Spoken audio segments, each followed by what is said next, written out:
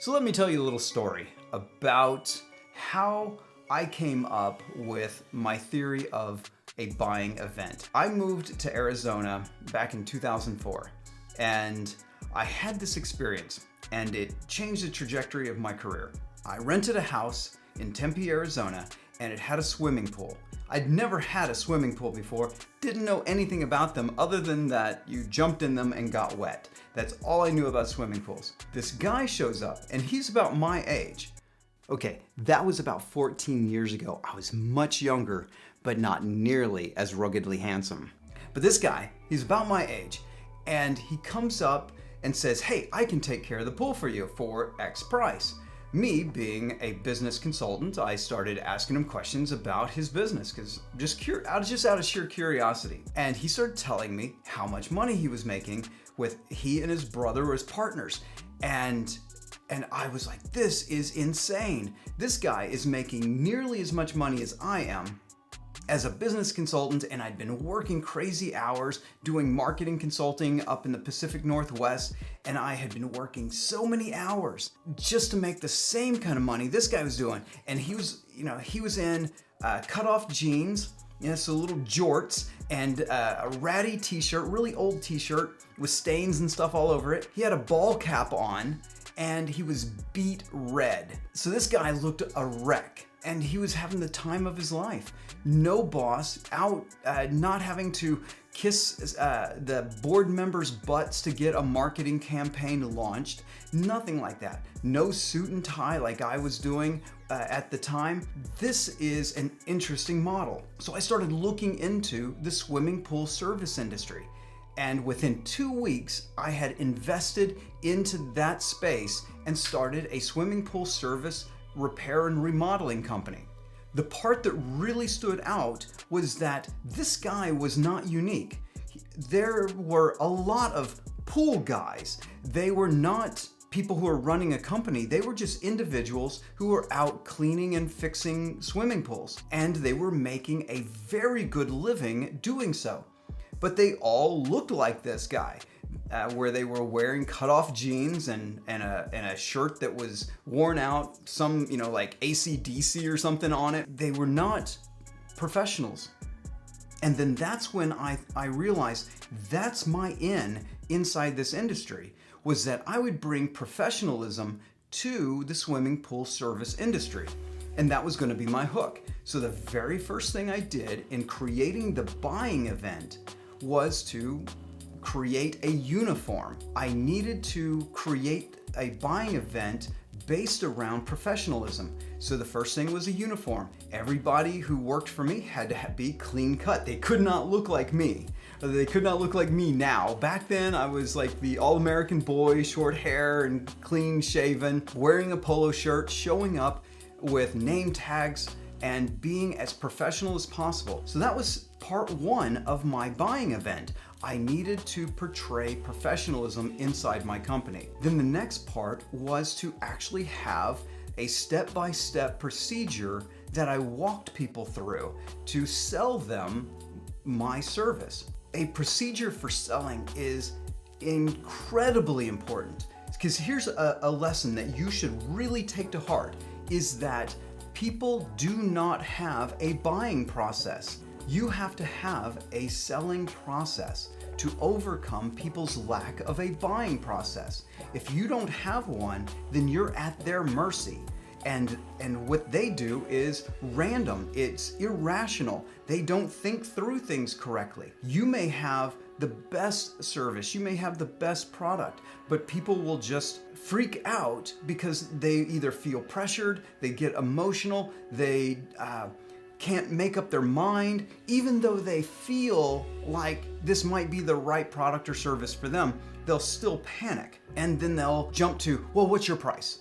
Or they'll jump to some other objection, mostly a complaint. They'll jump to some sort of complaint to back themselves out of having to buy from you. If you develop a proper selling process, then your customer, your prospect, follows along and steps into being a customer. So that was my next step, was what is my selling process going to be to get people to buy my professional service. Then the next part was theater. How do I portray this buying event so that it feels like there's pomp and circumstance? Much like when you go to an Apple store. The Apple store, the way it's designed on the outside, the environment on the inside, the way they have you sign up to talk to a representative who's going to just basically go grab a phone or a computer off a shelf and bring it to you. You can't just go pick one off the shelf for yourself and then go to a cashier and walk out. No, they have a whole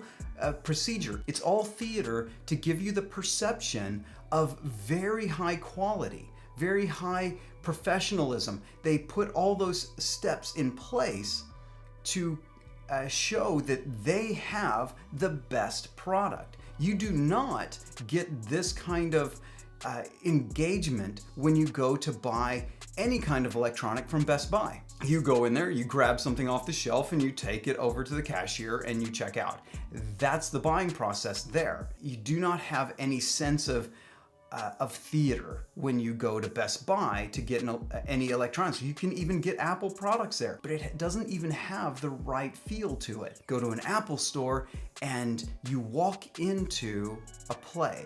You walk into an orchestrated event, and every type of product and service needs a selling process to create a buying event. So when a customer is at the stage where they're trying to decide to hand you their credit card, hand you their cash, make a wire transfer, when they're at that stage, they need to feel like they're inside of a theater. I don't want this to sound flippant, like create theater around it. It's not fakery. It's perceived value. You need to understand what the value of your product or service is, and then you wrap your positioning around that value so that the customer can see it. Otherwise, if they can't see your value, they jump right to price. Well, what's the price? Oh, that price is higher than this other thing. Well, that other thing is absolutely nothing like what I'm selling. But to the customer, they don't care. They don't know. They will make irrational comparisons and then just tell you, well, that's too much money. I'm just not going to buy.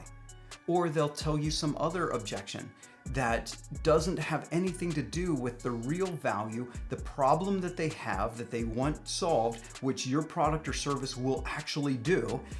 They won't be able to do it. So you need to position your product and service properly with the right theater. Look at how you can portray your product or service, the whole buying procedure, how it can become an event. How can it become buying an iPhone? How can it become buying like the latest Nikes, limited edition Nikes, where kids line up for hours to come in and get a shot at buying these limited edition shoes? How can you create that kind of a buying event?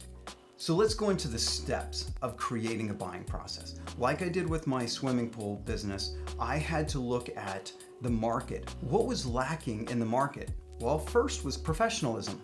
That was the first thing I saw as a big gap, a big value gap, because people need to trust who shows up in their backyard, because no one's going to be watching them doing their job. So they have to trust the company that's going to be there. By instituting professionalism, I immediately lifted my company above all these other people who were experienced, who actually knew what you did with a swimming pool. I still only knew that you got wet when you got in a swimming pool. I was immediately able to take my company above all my competition just by instituting professionalism. That could have been the extent of my buying event. But I didn't limit it to that. I moved to what is the actual process for selling it? What steps do I need to move a prospect through so that they could make an informed decision and be happy with choosing my company? So that's the next step. What steps do you need to get through? If you've already been selling your product or service for a while, then you can start looking at what you've done to get people to say yes. What were the steps that you took? What did you say? What questions did you ask? What questions did they ask of you? What complaints did they give you? What kind of objections did they give you through this process? And then start crafting, okay, I need to get through these objections, these complaints, and I need to ask these particular questions through the course of my buying event to get them to say yes at the end. Then the final step is to look at how you can present it as theater. When I would go out to sell swimming pool services, my service was about 30% higher than all my competitors. It was a premium service. I had already positioned my company as a premium package. The next thing was I had a buying event. I walked out with it. This was theater. So I came to their door at our scheduled appointment, and we went to their backyard and I started auditing their swimming pool. I would go through, figure out what was good about the swimming pool, what was needing repair, what was already damaged, things like that. And then I would give them a report. Here's the stage of your swimming pool. Then through that, I would say, here's what we would do. Here's our prescription for caring for your swimming pool so that you can limit the future costs of repairs and remodels, things that can be very pricey in the tens of thousands of dollars. We can actually help you prevent those future expenses if you follow this prescription. And I had a folder with all sorts of FAQs, a customer manual inside of it, emergency contact information in case of drowning, things like that. I had a binder that I would hand over to them after they said yes to having me go through and do the prescription I gave them, which included my monthly service that they paid for. So I would get a recurring fee, but I also got repairs that I was able to do for this customer. Whereas most people would show up and say, oh, I can clean your pool, and then that would be the extent of it. Here's my fee, and they would get nothing more from that. That was their selling process. They didn't add the theater of going through, creating an audit, creating binders and manuals and things like that provided value, actually showcased the value that they were already getting from any other pool service. So I looked at these things and I said, this is the step. And I would walk people through this audit and my prescription. And then I would ask them to buy. And they would say, okay, yes, I really like this. Then price would come up. Price didn't even come up until the end of my process because I did not have to be at the mercy of their lack of a buying procedure. They were inside of my buying event. They came to me, I had a selling procedure, and they followed it. I guided them to the logical conclusion, which was to say yes, and then I gave them the price, and they would hand me a credit card and I would run their credit card right then and there. Now they were a customer. I would set up their account right then and there. That buying event gave me 30% increased revenue over all my competitors, and it gave me a much higher closing rate than my competitors. I would close about 80% of all people that I had an appointment with. So if you figure out your processes and you add the theater, the necessary theater that gets people to actually see the value you're providing, you will have an amazing buying event that will increase your revenue by increasing your conversions.